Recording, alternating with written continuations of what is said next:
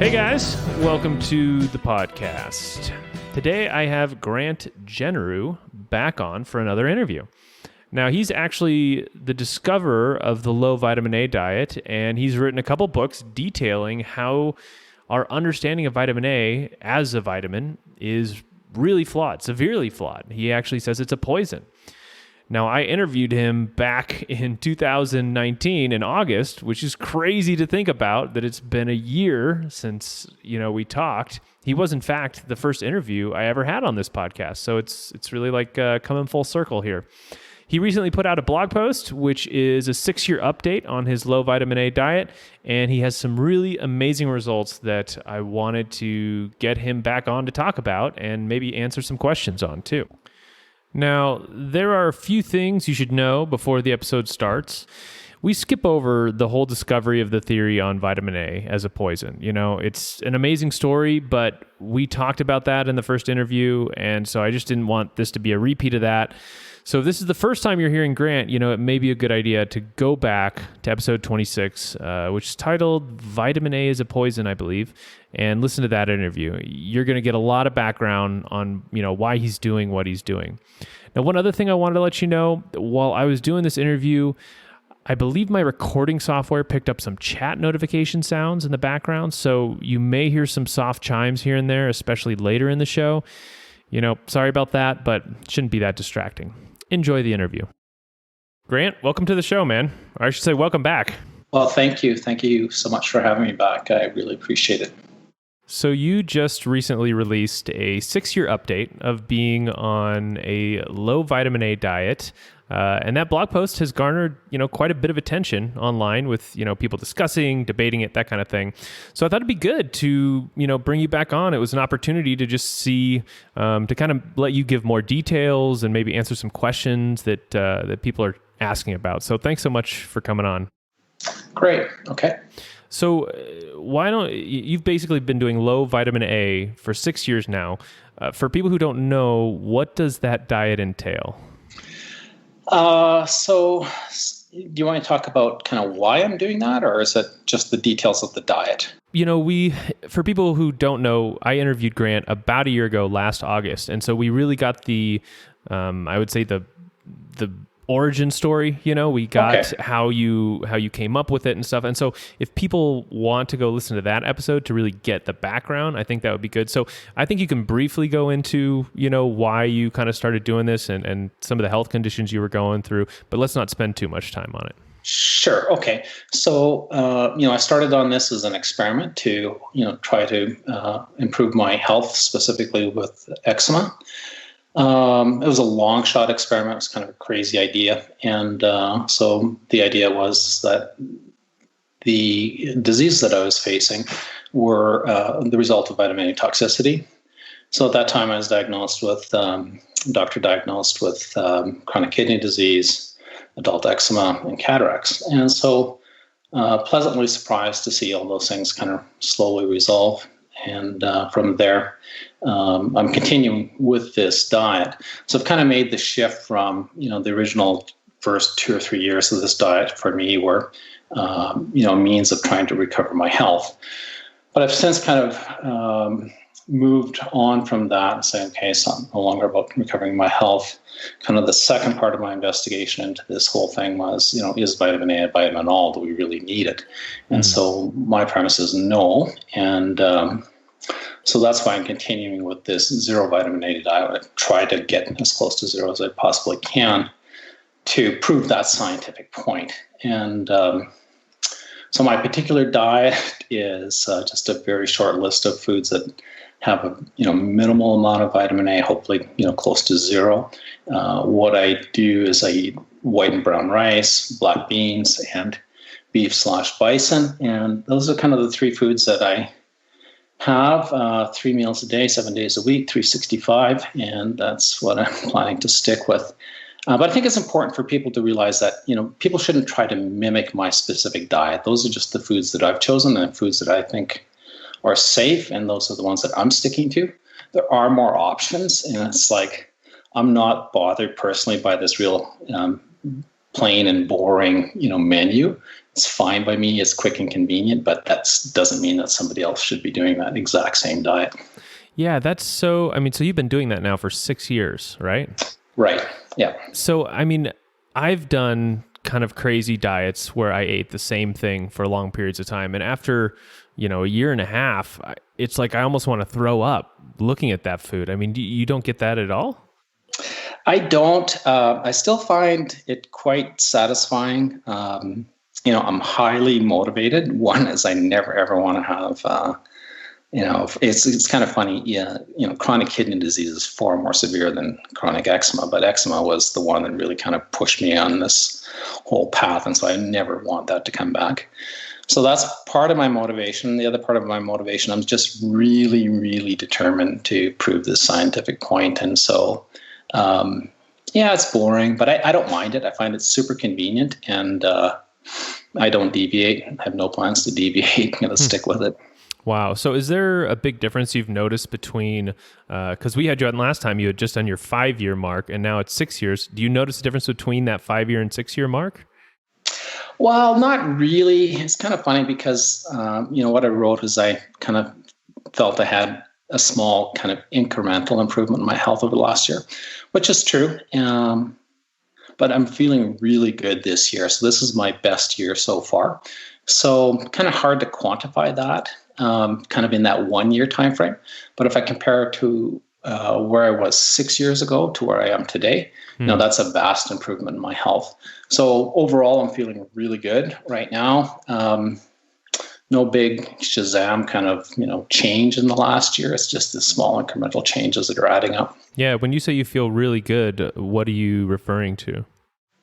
Just my overall sense of well-being, my energy level, the quality of sleep I get, my kind of cognitive functioning, my awareness. A while back, someone made a comment on my forum about feeling, more human.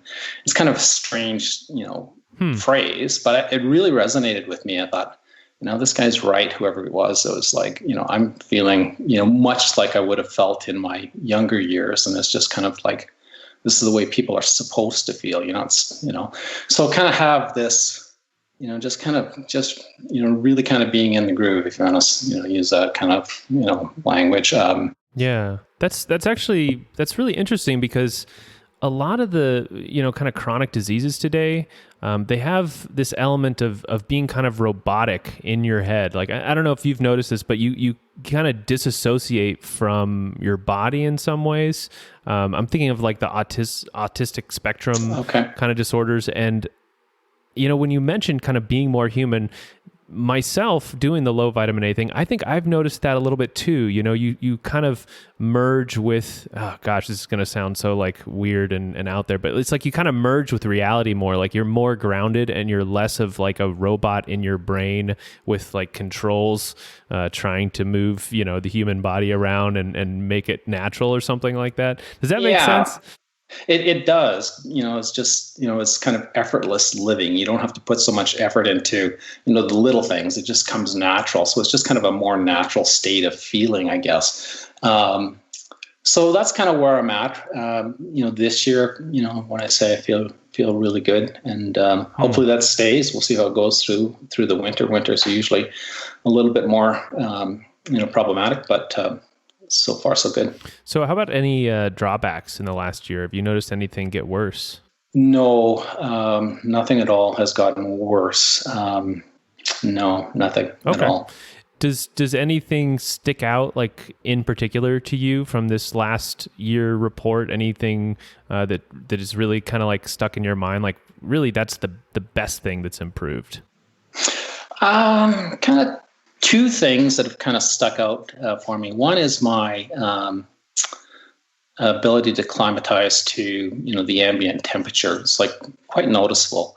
I can go outside with a t-shirt on when it's cold weather and I'm warm, or in the summer, when it's really hot out.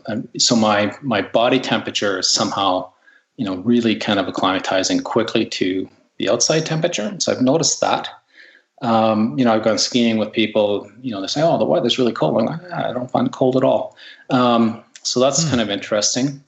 The other thing is my strength is, without kind of, any additional exercise on my part, I'm getting stronger. There's just no question. I'm physically stronger this year. Not a lot, but, it's definitely, somehow I'm becoming stronger, so I think that's a good sign. Yeah, you mentioned you were benching, you could bench more or something like that. Yeah. So, I don't work out that often, but, I put 245 plates on the bar and kind of, do your warm up with that. And I thought, holy crap, that feels, for me, it felt really light. And, I would never go to 225 without a spotter, but I decided, I'll try that. And I could do that. And, that was really surprising to me. So that's the weight I was able to do kind of in my university years. So I'm back, at that kind of strength, which I think is pretty interesting. That is, I mean, the ability to gain muscle, like, because how old are you? You're in your 60s, right? I'm 60 this year. Yeah, right? I mean, that's pretty amazing. You don't normally hear many stories about that. Mm-hmm. So my cycling has been down with COVID. I used to cycle commute to work. Now I'm working from home, so I don't do that. So, and of course, that's leg exercises and cardio wouldn't account for the kind of upper body strength that I'm seeing the improvements in. Yeah. So I want to ask about the amount of calories you're eating, because I think there's a lot of skepticism about your story and about metabolism in general. Okay. Just whether, without the vitamin A, your metabolism is tanking or something like that. So you said, I think at one point that, in the beginning you were eating, 3,000 calories per day, but now you're down to around 1,500 calories. Do you know why there has been that drastic reduction? I don't know why, but it's really quite clear. So when I first started this, and I was kind of measuring, how much I was consuming each day, and it's literally cut in half. So I don't feel like it's, my metabolism slowing down. I feel, like I said, I feel really great, and I'm kind of active, and I just need less food. Interesting. Yeah, I think the metabolism thing is coming from mostly the people in the Ray Peak community who kind of have this understanding of health, which really promotes higher metabolism, higher cholesterol in particular for hormone synthesis. So, I mean, do you get cold hands and feet? I mean, obviously you don't have a hard time staying warm from what you just said. Do you have any of those hypothyroid symptoms? No, I don't. I don't have any issues with, cold hands and feet, but there's a couple, it's not just, my observation with myself. There's other people reporting something similar. There's another fellow who's a few years younger than me, and he's observed the same thing. I think he's about year 3 into this, and he said his food intake is pretty much cut in half from 3 years ago. So it's not just me. And then one of the other things that's happened, it was even last year, my resting heart rate in the morning was about 50 beats per minute, which I don't know where I started, but that's pretty low. Somebody has sent me a personal update saying, a year or two ago, they were, well into the 150s for their heart rate. Now their resting heart rate is down kind of into the same range, about 50. So, I don't know the mechanism or the why, but it's definitely reducing kind of the need for a high level of metabolism, I think. Yeah. Have you ever had your thyroid markers like TSH or T3 tested? I haven't. Now, somebody's asked me to do that by email. I did agree to do that. So I went and I got those. I have to do it through one of these online testing companies. And the first sample I sent, they were rejected by the lab, and so I'm going to redo that. I'm going to redo it here in the next few weeks. So I will get those numbers and I'll share them on my forum. I haven't really been personally interested in, the thyroid or the hormone levels, because I didn't think I was going to be able to do anything about it, and I have no idea what the normal range is.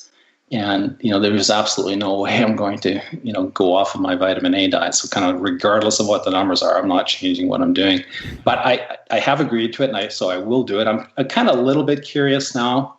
But so, yeah, hopefully within 10 or 15 days, I'll have those numbers to share. Okay. Yeah, I think that's the last big concern that a lot of people have. I think you've really shown that, vitamin A, if it is a vitamin, it's not it's not really super needed, at high doses or anything like that. But I think the metabolism bit is what some people are really wondering about. Yeah. Well, people are interested in, the thyroid function and the hormones. Some of the early research into vitamin A toxicity, not deficiency, the toxicity experiments, they showed that the endocrine system was, one of the ones that was kind of most quickly and severely affected by vitamin A toxicity. So you want to, I think, messing with your hormones, vitamin A is going to do it. So gotcha. We'll see. Yeah. So another thing you mentioned on your blog post was that, or maybe it was something else. I don't know. You mentioned that your hair went from gray to black, back to gray, and kind of back and forth multiple times. Yeah. So that sounds kind of nuts to me, but do you know what's going on there? Well, I have a theory, I suppose, but that's accurate. So in 2013, I was, let's say 100% gray almost. And then once I started my diet, within about 4 months, kind of, went to about probably, 15% gray or 10% gray. And then I had that huge setback and my hair went, back to 95% gray or maybe 100% gray. And then very slowly gone back to my natural color. And it's really cycled. And not that I really care about that too much, but, it's a sign of health, I suppose. And I think everyone's kind of assumed it's a sign of aging, but I think it's a sign of health. So now I'm, back to, I'm going to say, I'm 5% gray or 10% gray, but, I don't know if I'll ever get back to my full, natural color. Once again, back in the early vitamin A toxicity studies, they were very careful about looking at all the areas of health that were affected. And one of the ones that they observed was that the hair follicle becomes quite inflamed with vitamin A toxicity, and the melanocytes that are in the bulb of the hair follicle, the cells that are actually the stem cells that are actually producing the pigment, those are definitely affected by vitamin A toxicity. So I think it's just a good measure of toxicity. I think for me, I'm specifically focused on vitamin A toxicity. So I think we've all assumed that gray hair is a sign of aging, but I think it's actually a sign of toxicity. We'll see where I am a year from now if I make 100% recovery. I'd be very surprised if I do, because 60 years old, so I can't expect too much. But definitely cycling. Yeah, that's really interesting, because I've definitely noticed in myself more gray hairs in the past couple of years. So that would be awesome if they all of a sudden turned black again, or brown in my case. Okay. So the next question I had for you was about calcium. I know that was probably a concern at some point by a lot of people, was that the diet didn't have much calcium in it, and that could maybe affect your bones, or it could raise your PTH levels, which would kind of indicate your body is pulling calcium out of your bones. So how is your bone health? Have you ever had the PTH levels tested? I have not had the PTH levels tested. I haven't really been concerned about it.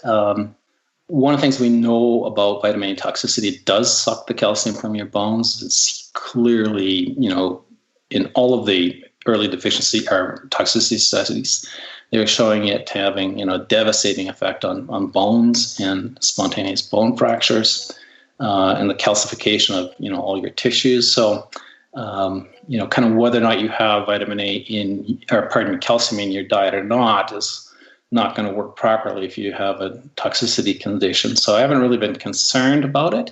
The water here, it's quite high in calcium, and I just kind of drink the natural tap water. I get some calcium from the beans. It's not very much, admittedly. I'm not personally concerned about it. I feel like my bone health and my teeth are really strong. So I'm not concerned. I'm not supplementing. I'm just going to assume my body knows best what to do with the resources it has. All right, cool. So, that's pretty much all I had to ask you about your experience. And I wanted to move on to just some questions in general on vitamin A. Is there anything else from, this last update that I didn't cover that you kind of want to touch on? No, I've been, over this last year, I've been somewhat quiet on this topic. One, just kind of really busy with family life and work life, and waiting to get more kind of evidence, I guess if I want to call it that, and more success stories and more kind of experiences from what other people are seeing with this diet. So that's kind of what I've been doing. Okay. One last thing. Have you ever had your testosterone checked? I haven't, but I will with the thyroid test. So that will be in that 10 or 15 day update. I'll have that. Okay. Cool. Yeah. So last time you were on, we talked about the whole detox process and how, some people seem to be doing very well on this low vitamin A diet and their health, it just kind of gets better and better in this linear way. But some people go through this honeymoon period followed by a worsening of health. And at the time we kind of put this phenomenon at the feet of detoxification of vitamin A.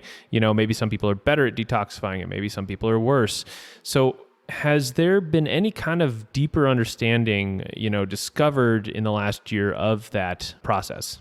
Well, I don't know if we've gotten a deeper understanding. I think we've come to some assumptions about what's going on. And the assumptions are that, one, it is a detoxification, because what quite a few people reported is that their vitamin A serum levels go up when they have an initial starting point to go on this diet, and their vitamin A levels go up. So obviously, I shouldn't say obviously, but I think what's happening is the body's starting to detoxify itself. The liver and the other tissues are reversing the direction from storing vitamin A to expelling it. That ends up in serum. It's toxic, and you have those detox setbacks. I think some people are also quite clearly running into a vitamin B deficiency. But I think the toxicity one is probably the bigger one. Would love to understand why some people kind of sail right through it and don't experience that, and why other people do experience that. Haven't narrowed that down. Okay. Yeah, so that's where we're at. All right. What about, because Garrett Smith, or Dr. Garrett Smith, I should say, he's done a lot of work on kind of going with this whole bile, theory about how you have to, use beans to bind to your bile, because in your bile, that's where the vitamin A is. And so by using beans, you can excrete that bile out of your system. What do you think of that? I don't have a strong opinion or view on that. I really like what Garrett's doing, and Garrett and I are quite independent. Like there's no business relationship or anything else. Mm-hmm. So I do want to support him though, because I think he's really kind of elevated the exposure of this topic, and he's looking at ways of making it faster and safer. And, I don't have the capability of, the time to do that. So I think he's coming up with these ideas, let's call them theories. I don't really know, how real or how effective they are. They kind of make sense. I know he's really big on promoting, fiber in the diet. Makes sense to capture some of that circulating vitamin A from bile, so it doesn't get reabsorbed. Time will tell. I think it's still early to say how effective that's going to be. But it wouldn't be just fiber. It would be salt. I think is very important. I think dietary fats are important. So yeah, I don't have a good opinion on the effectiveness of that. Or it's interesting. Like I had some thoughts about the whole detox thing, because I've been in the health, natural health world now for over 10 years, and you don't see it as much anymore, but it used to be back in the day. You really got this situation where it was like people were pushing detoxification of some kind or another. It might be heavy metals, it might be pesticides, whatever it was. You're supposed to detox, and everybody had their own kind of little way of detoxing. You have to take these herbs or these supplements. And you ran into this case where it's like, if you felt bad after taking the supplements, then that was good because you were detoxing. Yeah. And if you felt good after you took these supplements, well, that was good too, because you had detoxed and now you were better. And you kind of ran into this situation where it's like, either way, you had no, I guess you had no null hypothesis to say, this isn't working or not. And so for some of the people, when Dr. Smith talks about, you're going to have to detox and it's going to be years to get this stuff out of you, I'm always a little skeptical, like, well, why did this go wrong in the first place? Why are people feeling bad in the first place? Does that make sense? When you say feeling bad when they start this diet or when they go onto this diet, or just? No, usually there's a honeymoon and people usually feel amazing. I mean, if Right. people feel Yeah. great, I mean, I had that for like six Okay. months. I felt just like, I mean, that was Okay. why this podcast actually started, is I had this burst of energy and creativity and I see. and so people feel good for a while, but then at some point people start feeling worse. And Yeah. so I was always skeptical of like, okay, well, it's been 2 years now and you still feel bad. And I'm not talking about me personally. I feel pretty good. But, at what point does someone like Dr. Smith say, this is just too much, or this isn't working for you, or you know what I'm saying? Yeah, I don't really want to speak for Dr. Garrett Smith and, what he's theorizing or doing. But I think it is a long process. And I think, I have some hunches and ideas about why some people go through this and they don't run into that kind of setback cycle. But they're just hunches, so it's not even worth kind of talking about. What are they? I'd be curious if you feel okay sharing them.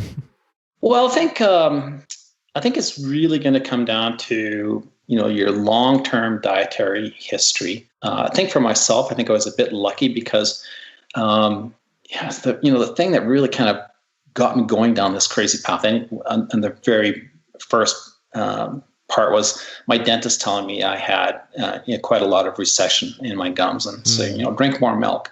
And I started doing that, and I started getting a little bit sicker and sicker. And as I got sicker and sicker, I decided I'm going to eat just, the perfect optimal diet, lots of fruits and vegetables and lots of spinach and milk and, the athlete's diet is what I called it. And then my health actually, catastrophically collapsed. So I think for me, what I did is I surged my vitamin A intake to such a point where, the disease was kind of starting to manifest itself. But if you don't have that, if you have a much slower, longer, progressive kind of buildup, your tissues are going to become more and more saturated. So it's going to take longer to reverse that process.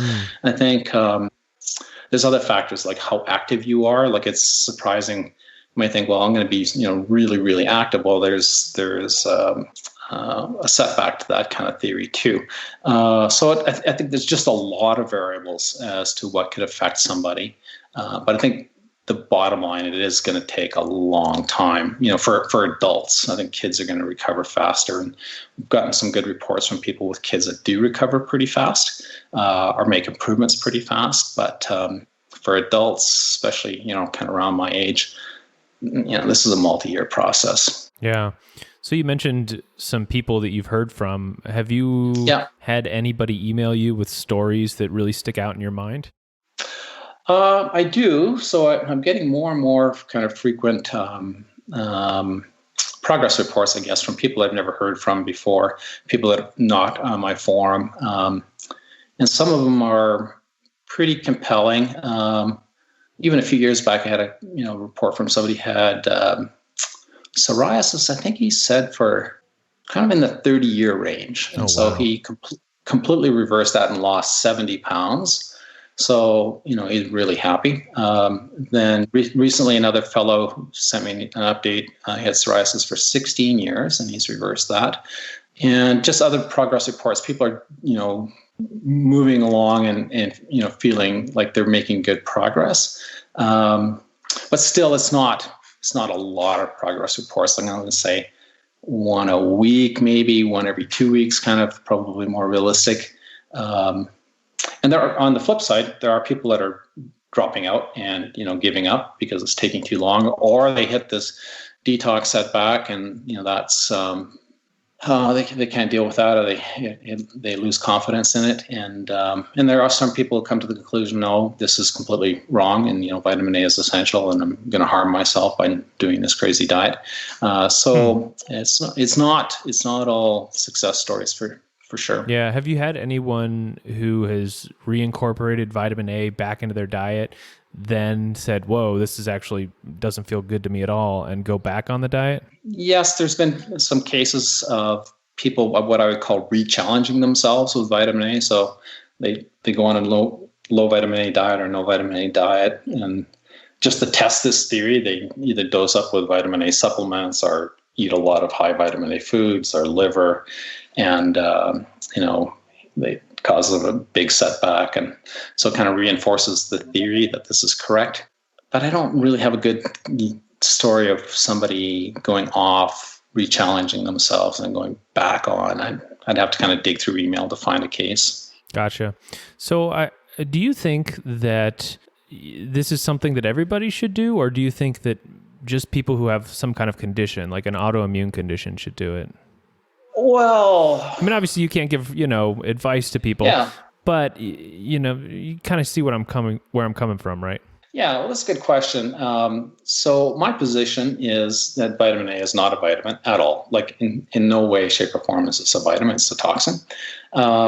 So be prudent to reduce as much of that as you can. But on the other side, the body is really, really well adapted to deal with it. That's why we have a big liver, and it can take just a ginormous load of it, and before you run into health problems.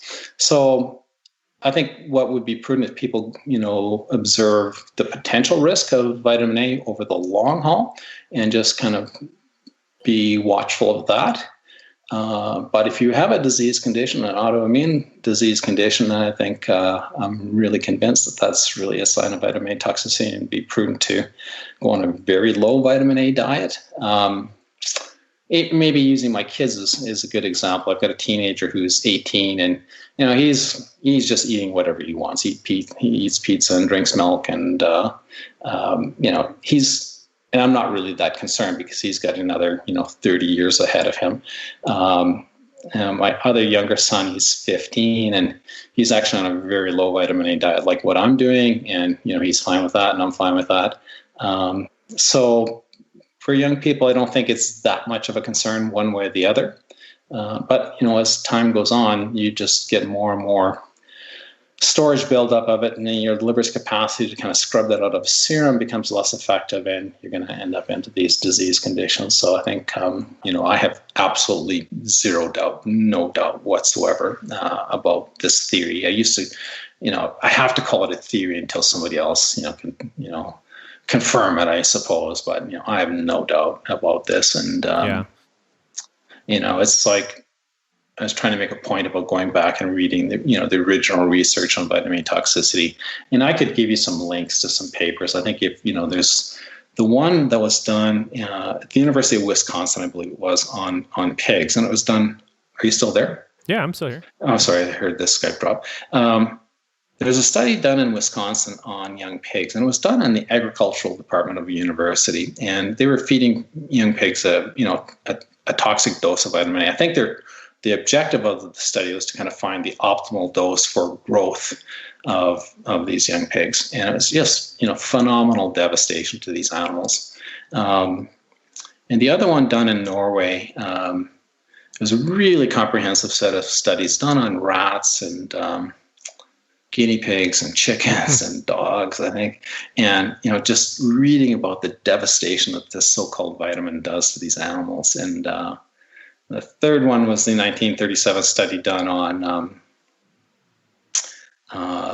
rats, and once again, it's a vitamin A toxicity study, and just decimates the animal. Of course, all of these studies, they poison the animals to death, and so kind of reading that and knowing what I know now, it's like the whole mistake here was ever calling this a vitamin in the first place. So like I said, I have no doubt about it. The region my doubts are in, like I have no doubt that for me, vitamin A is definitely not something good for me. I mean, I take it and I get brain fog and I get depressed and I can't sleep. I get restless. So I mean, I know without a doubt that for me, it's not good. My doubts lay in how it interacts with other things, like maybe if you live in a moldy environment, then you're more likely to accumulate vitamin A because mold just totally messes up your detox pathways. And so, that's where my doubt is. And it's like, well, maybe there's just an area where it's like, well, yeah, vitamin A is a toxin, but it's just so light of a toxin that, it's like you're getting more toxins breathing in the air or something like that, Well, that's where my doubt is its interaction with other things in our environment. And that's where I think the big question mark is. Yeah, I think no question that it's not going away, no matter how much I don't like it or whatever. It doesn't matter because it's ubiquitous. Yeah, so it's in a lot of things. Humans are gonna Yeah, well, so just no doubt you're always going to be dealing with this, but we need to deal with it on a reasonable basis. I guess what I want to do, my mission is to prove that it's not a vitamin. So we don't supplement food with it deliberately. We don't put it in baby formula deliberately. We don't put it in Yeah. people's rice. We don't put it in their sugar. We don't, like what the hell is going on? It's like, so this whole notion that it's a vitamin is so dangerous because people believe, oh, then we can add it to all these things, and no, we can't because we need to deal with it in a reasonable way. And what we're doing is no longer reasonable. That's kind of where I position it. Yeah. So one thing I saw was that you are going to put up another survey in October and see Right. how people are doing on this diet. So what are the questions that you still have about it that you're going to ask people?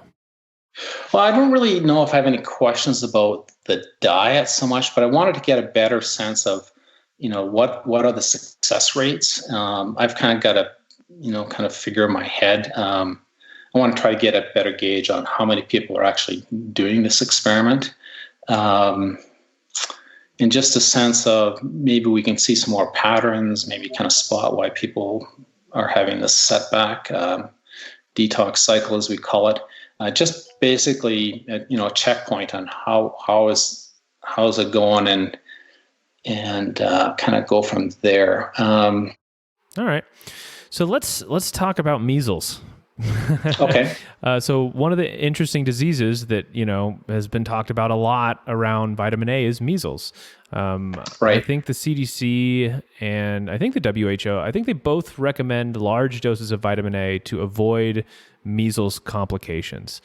And Right. and I know it's been suggested that measles was perhaps some way for the body to lower the levels of vitamin A, like it's almost like a vitamin A sink. So what do you think about these things? What do you think of measles? Oh, okay. So measles. What happens with measles? What's been observed and reported in the literature? You have a large measles infection, and the vitamin A serum levels plummet. They drop really quickly. But it's not at all just measles. So the same phenomenon is observed with dengue. It's also observed with quite a few of the chronic diseases, such as Alzheimer's, Crohn's disease, cystic fibrosis, and others. They, kind of a general autism too is, there's a known lower level of vitamin A in the serum. But the grand assumption is that the body has used the vitamin A to fight off, let's take measles, fight off the infection. Well, that's entirely not true at all. What happens with an infection such as the measles, there's a large amount of widespread cellular damage that's going on. And so when vitamin A serum test is done, the standard test is to take the retinol binding proteins and you dissolve them with a solvent, and from there you flush out the vitamin A that you're going to test in serum. So with measles, if somebody doesn't have enough protein or other factors needed to build an adequate supply of the retinol binding proteins, they're going to have more vitamin A in serum, which of course you don't want. But that's going to be scrubbed off into the liver for most people. But now with a viral infection causing a whole lot of cellular damage, you're going to have a bunch of that directly entering in the cell and being converted into retinoic acid. So I think the damage to the cell is what's actually, quote, consuming the vitamin A. And actually that is probably why people have such a dire outcome in measles. When they don't have enough capacity to produce the retinol binding proteins, they're going to get very sick because all of a sudden they have a huge surge of retinoic acid being produced. So the whole topic of viral infections is something I've looked at quite a bit, and it's quite an interesting field. I think it's a lot like the whole vitamin A theory itself. There's just so many flaws in that science. I could talk for days about it. I won't. Yeah, we just had an episode last week about this guy Agenus Vonderplanets or something like that, who had this whole theory of viruses that basically they were good for us or something like that. So there's definitely holes in the virus theory, especially considering viruses are not really alive. They're just little bits of code in some senses. So what are you looking at in particular that you see are holes? Well, very similarly, I'm not aware of that theory, but the first thing that people need to realize is that viruses are not alive, and they will never become alive. And viruses do not meet the criteria of the definition of a life form. So viruses can't reproduce themselves. They don't reproduce themselves. They have no organelles. They have no digestive machinery. They don't consume any energy. Viruses are proteins, typically wrapped up in a capsid. And so they're not alive, and they never will become alive, and hopefully that makes it a little less scary.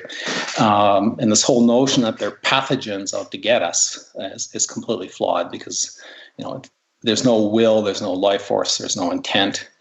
These are just protein particles. Now you say but hold on. These are definitely protein particles that can harm us, and they do harm us. So what are they? Viruses are really proteins that get caught up in a chain reaction, and but the really, really crucial point that I think everybody needs to really appreciate, and I think any legitimate virologist would agree with all these statements. Viruses are produced, let's talk about human viruses. So human viruses are produced by human cells. And it's not that the virus does not hijack the cell. It doesn't take over the machinery of the cell. The cell is actually doing it because that's the normal behavior of the cell, is to produce a protein. What's happened is the viral DNA, or more typically the RNA, has got caught up in the cell, and the ribosomes in the cell are just sitting there perpetually turning out these proteins that we call viruses, but they're just proteins that the cell's producing. We call them kind of errant proteins or defective proteins, but there are proteins that will get caught up in a chain reaction, kind of similar to the PCR test, if you're familiar with that. Yeah. And there's a really great book from the 1990s by a guy named Edgar Hope Simpson. The title was The Transmission of Epidemic Influenza. And he's just a really mainstream epidemiologist looking at, outbreaks of flu. And I think it was typically in the UK, but around the world. And what was noted in the 1970s is that influenza would just spontaneously, erupt or have outbreaks of influenza in various towns when there was no possibility of human-to-human transmission. And so this whole theory that, viruses are being transmitted or necessarily being transmitted from human to human to have it spread was not necessarily true. And so he kind of raised the red flag saying, hold on, there's something wrong with this theory. So he kind of put this proposal up that, somehow these are being endogenously produced. And I think that's correct. I think what happens is there's a certain amount of stress placed on the body, maybe in the winter months, and these proteins start to replicate. And we've called them viruses, but they're not pathogens. Like I said, they're not out to get us. So that's kind of where I'm going with this. This whole thing around what are viruses really? There's a whole lot of bad science going on there. So how does vitamin A fit into that? Because I've talked to lots of, naturopathic doctors and even real doctors, I guess if you call them that, who say vitamin A is a fantastic antiviral. Yeah, well, that's, I think, a bunch of garbage. So I wrote a blog post about COVID a few months back, and there's a really great piece of research there. It was actually Russian researchers. And what they wanted to do was they're trying to stimulate the growth of coronaviruses in a cell culture.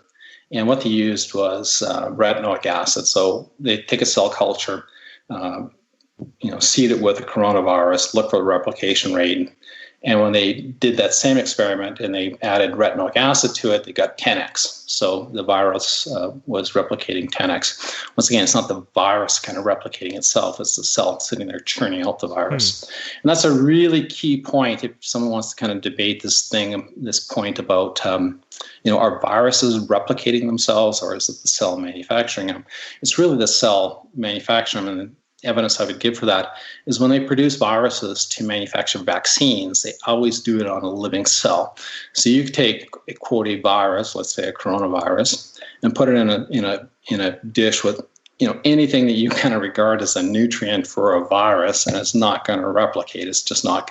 It's the cell's machinery that's building the virus. Sounds like semantics, but it's an incredibly important point. But anyway, on that particular research, they found a 10x increase in the replication rate of the virus when retinoic acid was present. And we all know that retinoic acid is endogenously produced from vitamin A that we have in our diet. So vitamin A is definitely not good for viral infections. It's going to make it much worse. That's so interesting because, the experience, I mean, I talk to people and their experience of taking, a few 100,000 IUs of vitamin A when they're sick with something is that they get over it. So do you know what's going on there? Well, I think one of the things that you read about in the toxicity studies is, the first early response to a dose of vitamin A is it ramps up cellular activity. So you get a much faster rate of cell replication, and the body's responding to this to vitamin A. I'm going to call it a toxin, but that's short term. So in the short term, you might feel better, but in the long term, there's going to be long term damage. So it's kind of short term gain for long term pain.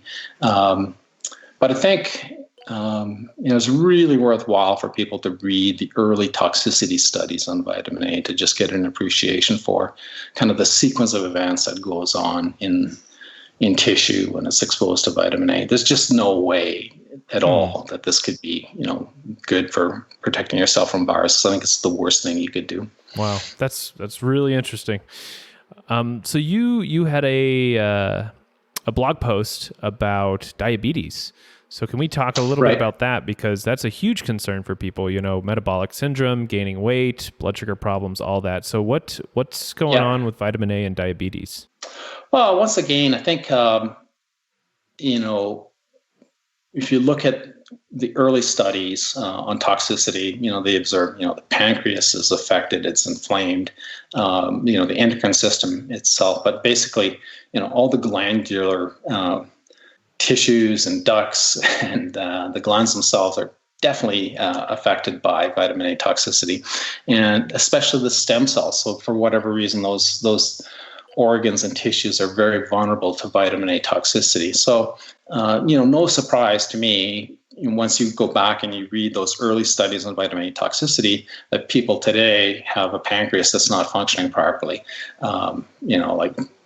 Of course, we're overdosing with a vitamin that is known and proven to cause damage to these tissues. So I think that's the origin of it. Kind of one of the things that sparked that blog post on diabetes was I was reading some press about how bad rice was for insulin resistance and spiking blood sugars. I've seen exactly the opposite result, and been eating rice 3 meals a day for 6 years, and my blood sugar is perfectly fine, and I don't have diabetes.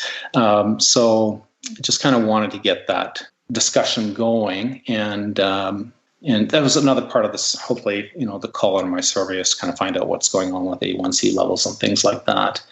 And I'm kind of following, anecdotally, the carnivore diet movement, because they've got a huge number of people taking on that diet. And I think it's almost the perfect kind of natural experiment, because there's a certain segment of that community that believes that eating organ meat and liver is, good. And another segment that just, no, they're not going to do that. They're going to eat just muscle meat.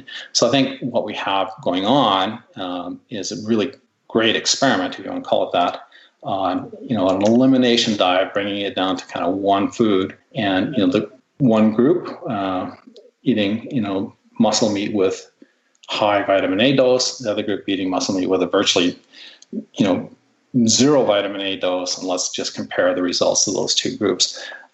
Getting more and more reports from people who have taken on the carnivore diet and eating liver, and it's been a disaster for them, and they've bailed out of it. So I'm getting these small kind of anecdotal bits of evidence to support that, but hopefully in a year or so we'll have much more data, and I think that'd be really good to have that. Yeah.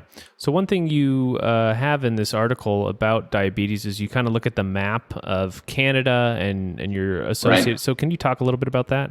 Well, it's interesting for me because, all these chronic diseases in Canada, which, we have a pretty homogeneous kind of society, if you want to call it that, but we have these big regional differences and disparities in disease rates. And I didn't put it into that blog post, but there's a research paper done in, I'm going to say, the 1970s in Canada, looking at serum or liver concentrations of vitamin A. And it actually follows that map. So that map where you see, Quebec and the eastern provinces having higher rates of diabetes. So the same thing is actually showing up in liver biopsies. So it's just the point I want to kind of make is when we see a geographic clustering of a disease like diabetes, everyone's assumed that this is, bad luck autoimmune disease. No, it's not bad luck. It's impossible for it to be bad luck because bad luck does not cluster in regional territories of a country. That makes no sense whatsoever. And the other one was the exponential growth. Well, maybe it's not quite exponential in that one chart, but you get this pretty dramatic growth in growth rate of the disease over just a few decades. So those two things combined, tell me that this is not a natural phenomenon in the human population. Something is causing it to happen. So that's kind of why I was putting those charts there, just to kind of reiterate that point. If we see that pattern, then we know that this disease is a poisoning. And since, if we can come to that conclusion that it's a poisoning, then we can kind of say, okay, what potential toxins are in our food that could cause this? And, you combine that with the early vitamin A studies from especially the 1940s, it's pretty clear to me what's going on. Yeah, it's really interesting because in that post, you have the concentrations of vitamin A in people's livers as they age, and then you also look at the age of like type 1 diabetes diagnosis, and those match up really well.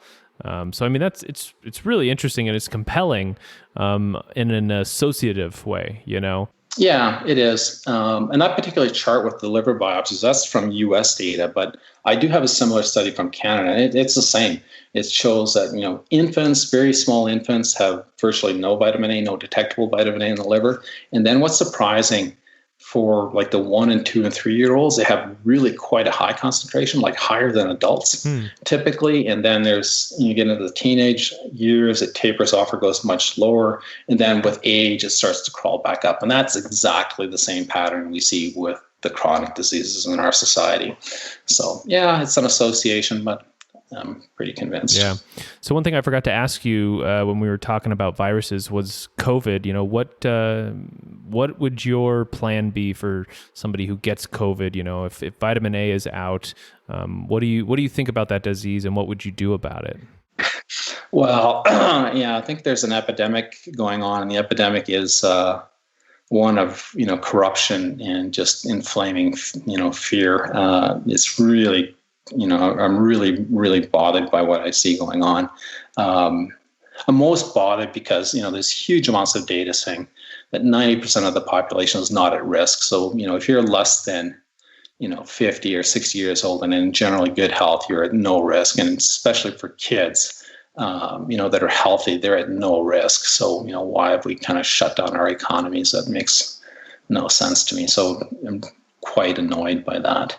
But specifically with COVID, I think if somebody has a background of high vitamin A levels and a vitamin A induced disease, a chronic disease, which I'm, would categorize as the autoimmune diseases, asthma, diabetes, heart disease, you can't just go on a low vitamin A diet to protect you from COVID because that's going to be way too late. And it actually might make it worse, as we know. Right? Yeah, sure. All right. Well, do you have any plans to release a new book? Are you working on anything right now?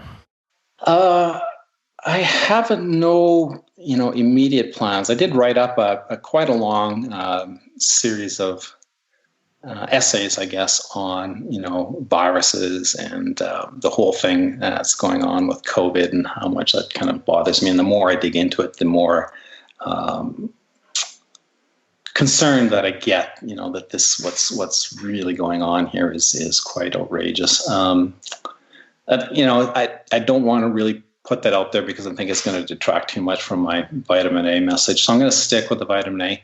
Like I said, I've been pretty quiet for the last year or so on this topic. I'm going to really ramp it up in the coming year, though, because kind of anticipating having more time on my hands and just, I think as we get more and more evidence to become clear as to what's going on, and then it's going to be a matter of just getting, more people interested in this topic. Yeah. I've had some good feedback from some academics and some government researchers lately. So people are contacting me, expressing interest, but still kind of sitting on the sidelines waiting for, the right time to kind of participate, I suppose. So I'm going to try to kind of move that forward a lot. It's such a big deal because, these chronic diseases are not coming out of the blue. They are definitely being caused by something, and I'm pretty sure I know what it is. And so, I got to up the game on it and see if I can kind of get a bigger community supporting this. Yeah, I mean, the more people we could get testing it out, the more knowledge we'll get, Yeah. Yeah. So is there anything else you wanted to touch on before we call it quits? No, I think that's great for me. So once again, thank you very much for having me and listening to me ramble on about this. No, it's great. I really appreciate what you've done, and I appreciate the self-experimentation, of 6 years not eating vitamin A and being on this very strict diet. It's something that is definitely a sacrifice, and everybody can learn so much from what you're doing, and so all the blog posts and stuff, those will all be in the notes if people want to read them. But yeah, thanks so much, Grant, for coming on. Okay, thank you. Talk to you later. So one thing I thought was, really interesting in this interview is when he said that at first, when he was getting sick, he tried the perfect diet. And I think he called it the athlete's diet or something along those lines. He said it was full of veggies and fruit and basically everything that was good. And this got me thinking, because it's crazy how prevalent this practice is online, which is that, you can take some rational principles on health and basically concoct the perfect diet that will meet all your needs and check all the boxes of whatever rational principles you've come up with. And I can say really definitively that in my years of experience in this natural world and reading about different diets, this approach almost always fails. Now, for someone who is healthy, and has good digestion or whatever, this can work because, the body can really deal with almost any foods or any diet when you're healthy. I mean, there's people, who live on fast food for years before they start to get sick. So, I mean, for those healthy people, it's not that big of a thing. But for someone who is already having health issues, this rational approach to food, it often just gets you in far more trouble than where you were before you went down that path. And what I've found is that leaning on my cravings while excluding, obvious poor food choices, it just works much better.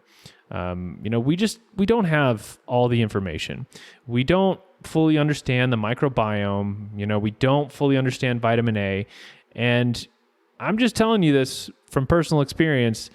I used to eat in a whole bunch of different ways. I used to eat from the perspective of avoiding, all the heavy metals. I would do meticulous research, finding which vegetables had more heavy metals than the others, and I would only eat the ones that were the lowest.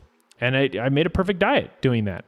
Well, it turns out that the diet was also low carbohydrate, and that got me into a lot of health trouble. So I made the perfect repeat diet, with lots of milk and liver and gelatin. And guess what? That got me into a lot of trouble as well. So it took me a long time to figure out that you really have to go with your gut feeling on foods. I mean, I know low vitamin A is good for me because vitamin A makes me feel terrible, makes it hard to sleep, makes me depressed. I mean, maybe that's because I was given Accutane as a kid. I don't know, but I just know it because of how I feel on it. So I wanted to put that out there because I see it so often online, people coming up with the quote unquote perfect diet. It's just not going to work for you. It's just not going to work for you. Anyway, I want to put out this offer to any listeners out there. So a lot of you may know, I lost my co-host Brian earlier this year. And I have done a couple shows with potential new co-hosts. And a friend of mine, after listening to the episodes, he kind of had an interesting idea. See, the Quacks podcast has two different show formats. It has the interview format, which is what you just listened to. It lasts about an hour, features a prominent guest. But there is also the shorter format where I have researched something and I talk about it for, 20 to 30 minutes with a co-host. So the idea was, instead of looking for a new co-host, why not open the show up to have guests come on and give their own prepared, piece? Meaning, if you have a health subject as a listener that you're interested in and you want to present it on the podcast, well, let me know and we can maybe put something together. Now, to give you some guidelines, the subject should not be a copy of a previous podcast. If it is, it should be a new angle or new information that we haven't gone over before. For preparation, you should write a 2 to 3 page report with references. Plan on it taking 15 to 20 minutes to get through it on the show, and it should be in story format. Because something I have learned doing this podcast, I'll give you a little peek behind the scenes. People really do not want a bunch of facts, even if those facts are super interesting. They want a story. They want something that has interesting takeaways, surprises, controversy, something along those lines. So I once heard a great example of what a story format looks like, and it goes something like this. In the first act, the hero gets stuck in a tree. In the second act, he has rocks thrown at him, maybe from an antagonist or the environment or whatnot. And in the last act, he gets down from the tree. So it goes premise, problem, intensification, and then solution. If you want a good example of this, check out the Tamiflu story from last episode. And I should also say, if you do decide to go over 2 to 3 pages and you give me 6 pages or 8 pages or whatever, well, it either has to be very interesting, meaning the audience is really going to love it and just cannot, get enough of it, or be prepared for it to get cut down to around 30 minutes. We don't want the episodes going for too long. If you are interested, I would love to hear from you. Shoot me an email, quackspodcast@gmail.com. And if we hit it off, you could be a reoccurring feature on this podcast. And I also should say, I don't mind if you want to promote a blog or, some other kind of service like coaching or whatnot. Anyways, thank you so much for listening to today's episode. Let me know what you thought of the episode. Shoot me an email or tweet me at quackspod, and be well.